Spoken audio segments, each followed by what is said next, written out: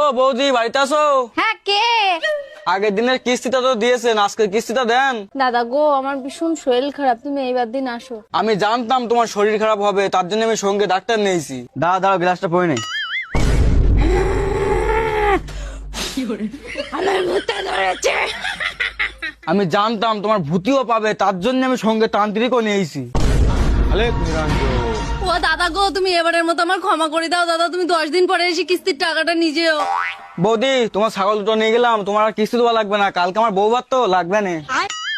শালা, আমার দুটো ছাগল নিয়ে যাচ্ছিস, তুই মনে রাখিস তোর বউ ভাতের দিন বউ পালাবে, যা তুই যা। এই চল চল চল চল। এক্সকিউজ মি, কি হয়েছে? I love you. এই হাট এখান থেকে, সামনের দিকে টান রাখ। যাচ্ছি, তাও উত্তরটা দাও।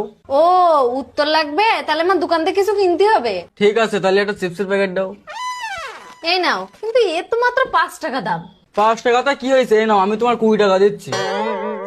বৌদি উত্তরটা এবার দাও। আমার বয়ফ্রেন্ড আছে দাদা।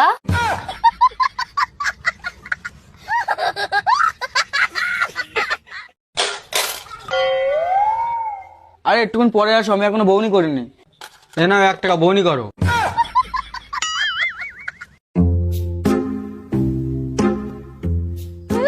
বাবা বলে ছেলে আমার আর্মি হবে। কেন, কি হয়েছে? উঠে এসে দেখো। হ্যাঁ, ধরেছি কিনা দেখ দিন একটু। না না, ধরিনি। আলোক নিরঞ্জন। আরে বাবা, ঠিক আছে ঠিক আছে, ওঠ ওঠ বাচ্চা ওঠ।